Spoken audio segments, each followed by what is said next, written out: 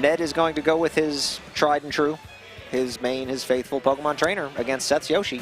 Yeah, this is loser side number 1 and 2 in Chicago. So this is about as big of a Chicago team kill as you could possibly get.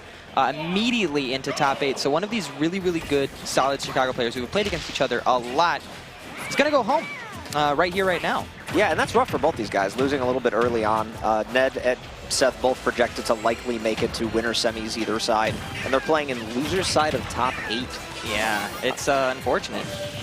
But, you know, unfortunate for them, but great storyline building for us as Ned pops him with the virtual 0 to death. I think he got hit one time in between. Yeah, that was sort of the story when Ned was going against Comet, who was the person he lost to in winners. His Ivysaur was not looking very clean at all. In fact, for most of the back end of that matchup versus Comet, he was going Charizard. He even started a game with Charizard, and that's when everything took a crooked turn for the worst.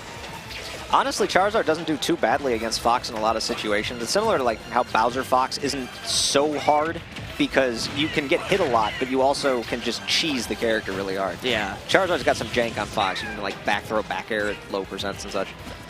But in this matchup, now fortunately I've been able to play this one a lot, just from playing against Sturm's Yoshi forever and playing against Seth quite a bit. But all of the Pokemon have different things against Yoshi in different circumstances. Nothing you have is useless. And a lot of this is just going to boil down to how well Seth can weave it in and out of Ned's varying options. And that's usually how these matchups go. Seth is going to play his very fundamental game, do some crazy shenanigans with rollout when he can, go for the hard reads with the down B as we just saw. And Ned's going to go for some early Ivy kills. Yeah, he's been pretty much sticking with Ivy the entire matchup so far. Let's see if he stays with Ivy now that he lost his first stock. Nope, he's just going to run up and forward tilt this man and immediately go into Squirtle. Just a cameo appearance from Charizard quickly into the Turtle. And sometimes that's all you need.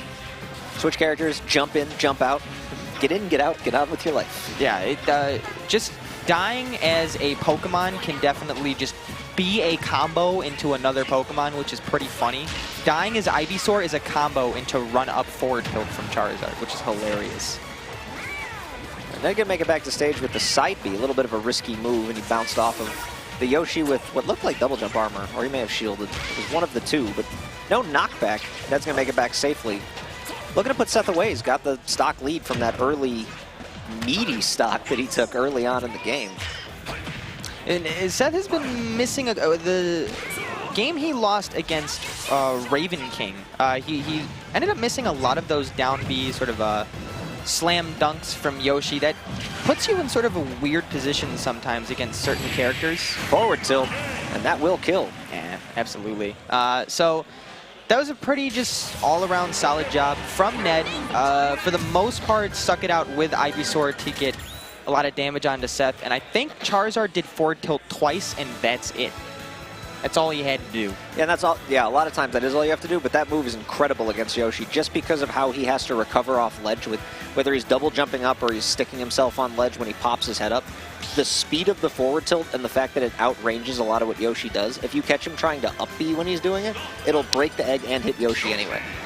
At best, for Yoshi, he'll get a trade, but he could just die from that consistently. So if every Pokemon in Pokemon Trainer's arsenal has something that's good against Yoshi, are all of these matchups 60-40, or are they like 55-45-ish? See, I don't like to put percentages on matchups in particular, because there's really no reason when playing Pokemon Trainer to only stick with one Pokemon 100% of the time. Yeah, that's true. And in that regard, each Pokemon is situational to the time period. Like, Squirtle against Yoshi is probably a little bit in Squirtle's favor until Squirtle is past 70%. Then it's probably 60-40 Yoshi's favor, because there's about 15 moves he has that'll just detonate you. Yeah,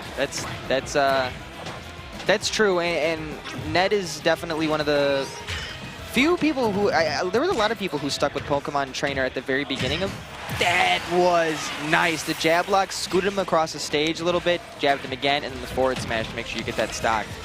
But there were a lot of people who played Pokemon Trainer at the very beginning of Smash 4. Everyone thought this character was broken immediately. Yeah, not too many of them that stuck with just like Squirtle as a main. That's what Ned was doing at first, and he's been slowly transitioning to more Ivysaur, I think, realizing that it's just much easier to take stocks with the character. Yeah, and Ned definitely has his moments where he's feeling one Pokemon over the other. If Ned has a downfall, it's probably that. The inconsistency when it comes to exactly what Pokemon you should be preferring in a certain situation and why. Whoa, that was a good Vine Whip. But if Ned can just get on that consistency level all the time with every Pokemon, he's going to be near unbeatable. I think what Ned has been doing in a lot of matchups is when he'll be playing a Pokemon and he'll be doing well, he'll stick with that Pokemon until the opponent starts to figure a little bit of it out.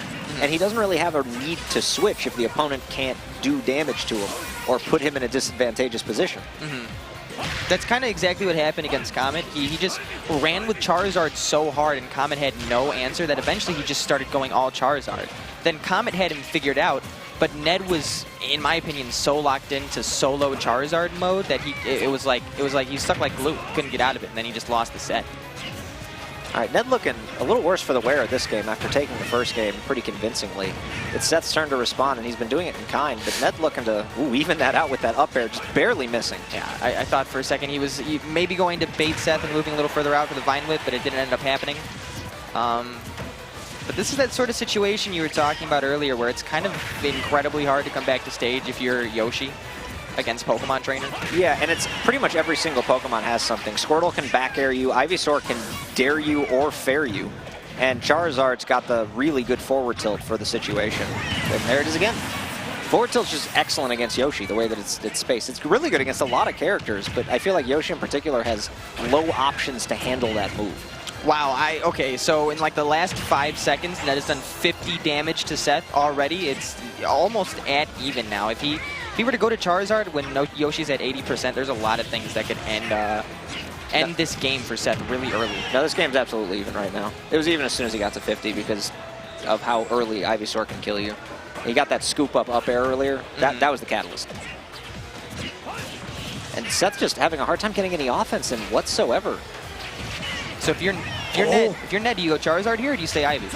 No, you stay Ivy. Yeah, you're probably right. Oh, wait, hold on. I'd still stay Ivy. Everything he's been doing with Ivy has been working. Seth, that's the first time Seth has hit him in a while. And look at the percentages. Okay. Now he's going to go for the forward tilt. He has forward tilt. He has up throw. Trades with forward tilt. Not going to kill. That looked like yawn. Yeah, that was a really bizarre. I don't know what that red was. Spark. Yoshi stepped on Charizard's toe, and Charizard got really mad. And that was the move. Yoshi, more annoyingly for Yoshi, he doesn't have a lot of ways to punish the attempts for the forward tilt. Like that. Now that short hop fair, also very, very good move that is highly underrated as Ned completes the very good, like, 2-ish stock comeback all the way across the board. Oh, yeah. I thought we were about to go even, honestly. These two are definitely good enough to the point either of them could take this set. They could go back and forth. I mean, they're 1-2 in Chicago for a reason. But, yes. Ned coming back in an incredible set, honestly, because there was a moment where Seth just looked like he was going to run away with it, and then all of a sudden something clicked in Ned's head. He was able to get some stuff started with Ivysaur and finish it out with Charizard. I think Ned is starting to realize something I also personally suspect is that Squirtle in this matchup really isn't that great of the three. I know there's been a lot of talk recently about maybe Squirtle's the best of the characters, which honestly I could see is more of a ridiculous statement. I get it from the overall matchup spread, like I see the arguments, but there's too many circumstances where Ivy is just too good and Squirtle is just not good enough, and this matchup is absolutely one of those, where Ivy just has better options against the character. And Ned's been utilizing all of them as Ivy and playing less Squirtle, and once that happened last game, he started to make a rampage comeback. A lot of the time when jab lock, that worked for him again. It killed last time when he did it to Squirtle. Seth's biggest issue, from what I've seen so far this tournament, is a lot of his common Yoshi setups that he likes to get that put his opponents into kill positions or just positions where they rack up a lot of damage. He hasn't been able to hit them a whole lot. Egg for him, he's good with it. Really hasn't been working out for him a lot tonight. There were a lot of different moments in the Raven King set where I saw where he could have gotten something off of Egg and he just wasn't able to confirm it. And that could be his downfall because Ned really isn't missing a lot of these punishes. No, Ned's been hitting a ton of Vine Whips and making the most out of the bad situations that he's been put in, and Seth has had a really hard time finishing off stocks. Like, he'll get Ned to a high percentage and just not be... Things like that will happen. He'll get popped with a Vine Whip, he'll get put off stage. And now he's in that situation again where Charizard's just got a bunch of anti-air answers to a character like Yoshi, whose double jump is a big part of his gameplay. My favorite thing about that last stock is that mid being off stage, Ned turned around and razor leafed a Yoshi egg that wasn't near him at all. He just killed Yoshi's like 17th child for no reason. Proclaimed dominance in the ecosystem of Yoshi. Back to Squirtle, it's yeah, see, right off his Squirtle, he gets the chip damage and says no thank you. And look what Ivysaur just did, 3 up airs. Yoshi's in disadvantaged state and at 86. Squirtle's good, but he could not have done that. No, I don't think so. And he also has been getting Ned, Ned has been getting Seth to the off the stage a lot this set. Especially when he's been Charizard or Ivysaur and he's been taking complete advantage of that. Wow, like he went so deep, and it gave him the hard hit of the Vine Whip. That was a weird angle. I don't know how that move works 100% of the time. Neither does the Pokemon Trainer, man. You just kind of throw it out, and you hope that you're going to get the hard hit a lot of the time, I feel like. Obviously, there's the confirms, but in a situation like that, you can't know that you're going to get the hard hit because you can't even see how Seth is recovering. But you can know that Yoshi's hurt box is so large in general because the character's model is so big that you've got a pretty good chance of taking the stock. Ned going out there, taking the risk, has it pay off. And all of a sudden, this set could be very, very close to over. Ned Charizard right now, it's not going to take a whole lot to take out Seth at this point of Charizard, but he was able to get that stock off of Ned, so Seth is still very much in this thing. That was a very strange off-stage switch to Charizard. He could have recovered fine with Ivysaur when he did it. Charizard got punished. Ned with the flip-up. I've been seeing him do that a lot more, where he uses the Vine Whip to, like, propel himself with the momentum. He's trying to get back to Ivy. He's got no reason to stay Squirtle when you could die at 60. Yeah, I mean... He got juggled for it too. He took about like 30% for going into Squirtle. Up air gonna do it for sure, and Ned is gonna 3-0 Seth. A dominant statement in this whole 1-2 in Chicago argument here at Second City Smash 3. Yeah, like I said, both of these two are more than capable of going even in tournaments like this, absolutely. But Ned definitely proving why he is #1 there. Everything he did when it came to his Ivysaur that game was a lot cleaner than it was when I saw him facing against Raven King. Yeah, absolutely. And that's because Ivysaur's a little bit scarier when you're fighting a character like Ike as opposed to a Yoshi. You look at a character like Ike who can hit you with a stray nair and just destroy your character. It is unfortunate when that kind of thing happens, but against a Yoshi, there's a lot less risk in a lot of your reward that you can get. I mean, what you'll see, I think, probably a lot of these replays is you won't see as much Ivysaur early on as you see the Charizard forward tilt that he hit because Yoshi just has a difficult time dealing with that. And he did take it with the forward air here, but he played a lot of Ivysaur that game too, and he used Ivysaur for pretty much, I'd say 80 to 90% of games.